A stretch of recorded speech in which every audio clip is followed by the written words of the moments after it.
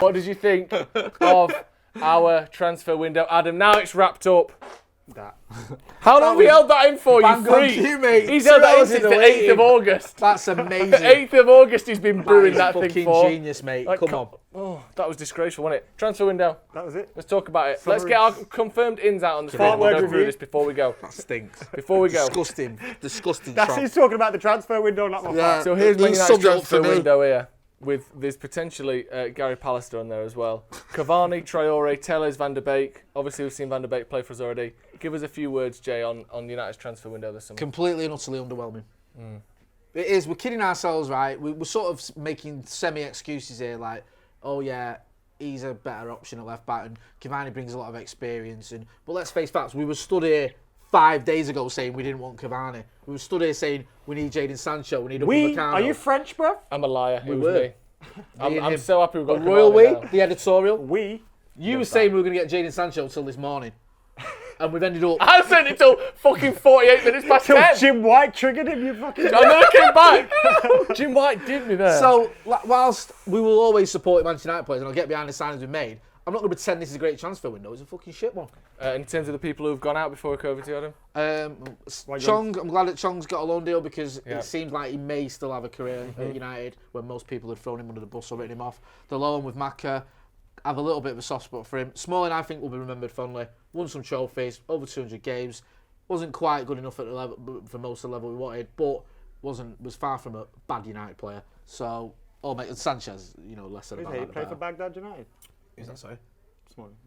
United's ins. Oh, he's not a bad... Okay. Not a bad lad.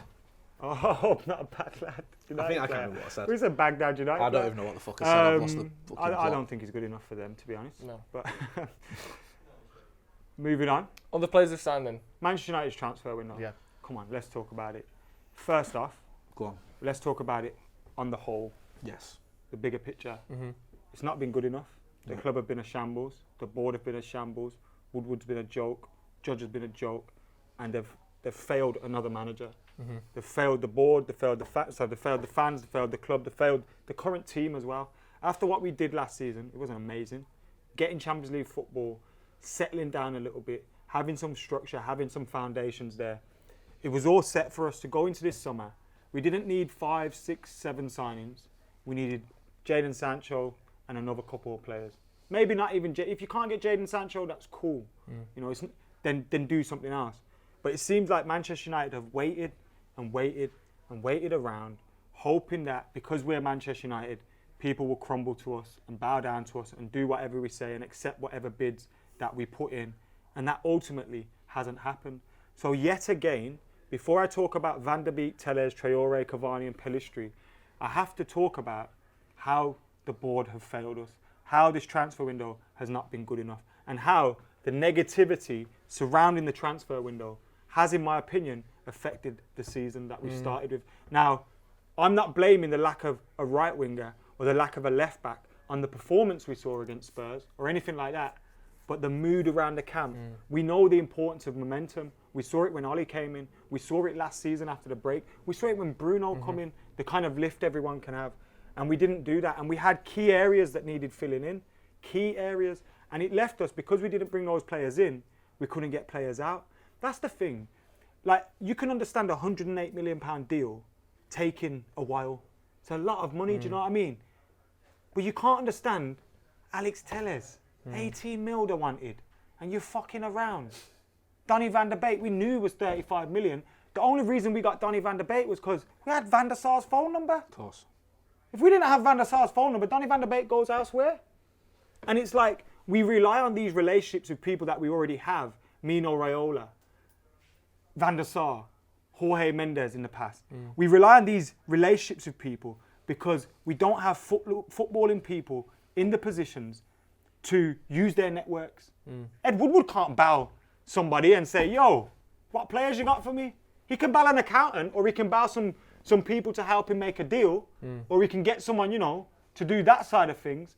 But he hasn't got the phone book or the connections to be able to deal with the footballing world, or the ability to.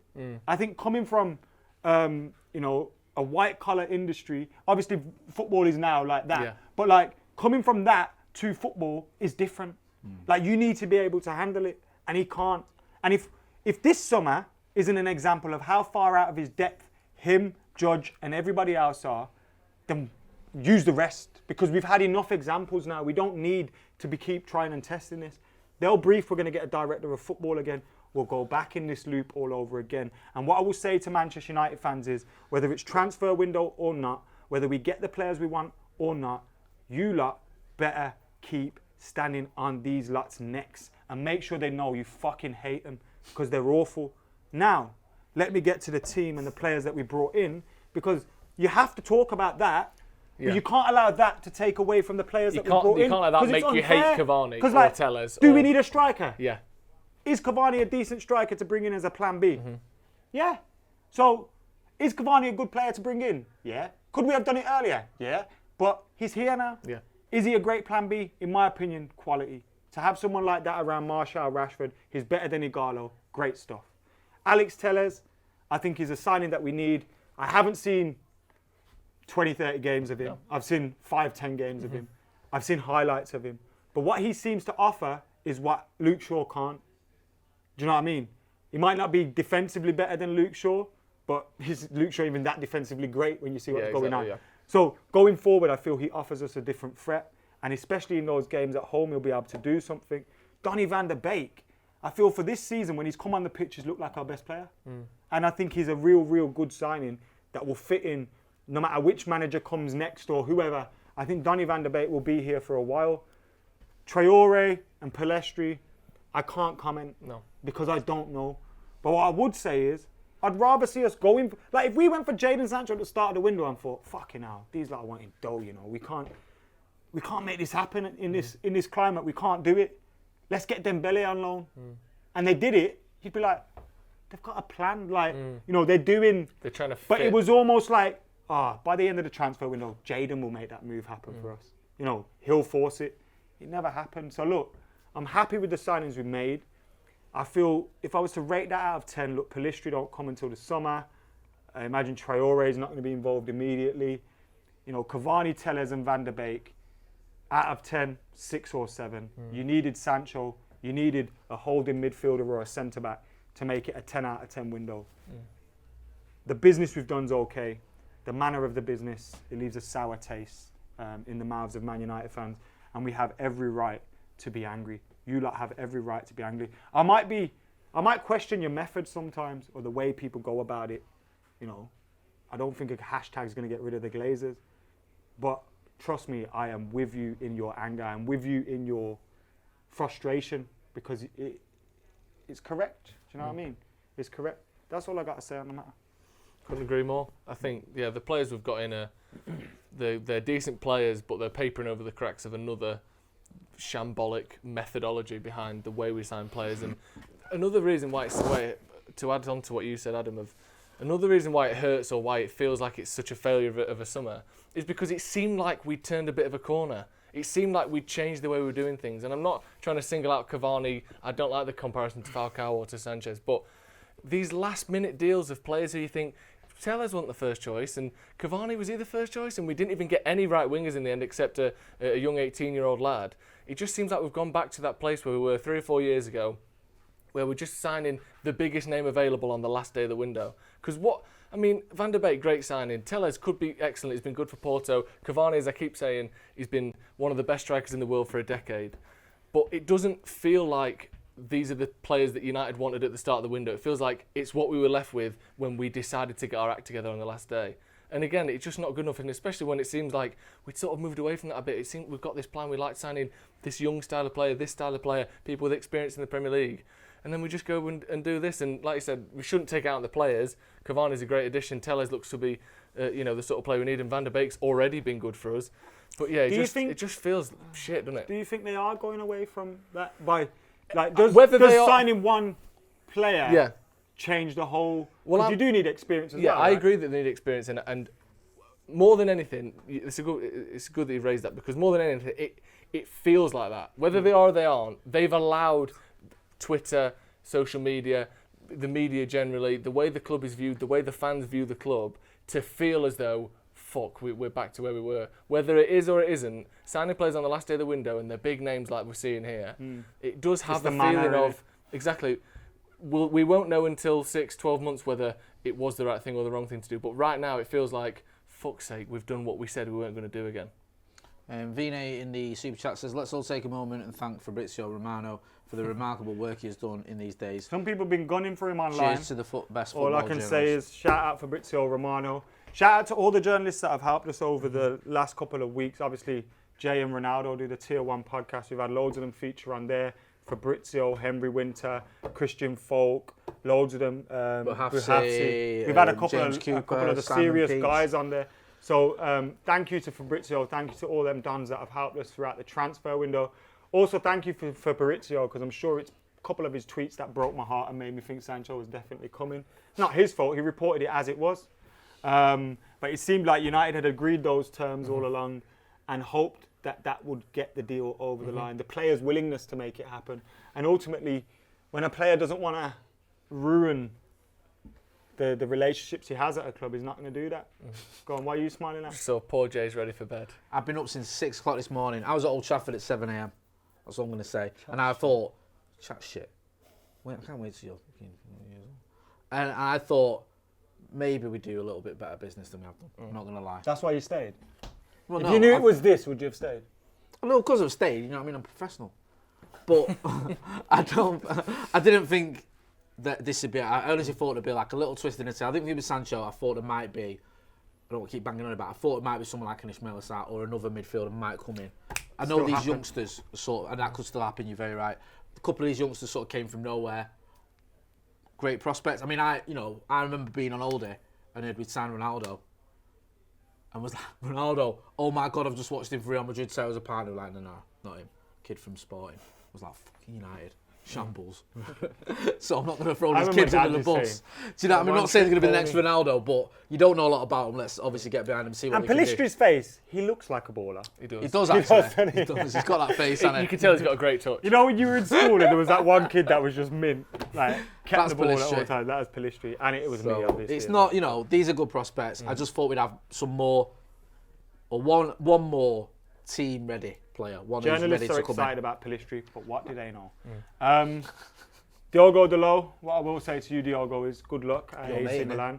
He is my mate. I messaged him to say good luck. He said thank you to the lads for wishing him luck. Yeah. His post on Instagram did seem to be quite final. He said, I've learnt a lot in these last 2 years, thank you, which made me think maybe it's the end. If it is, we've made a friend. We can always go out to Milan.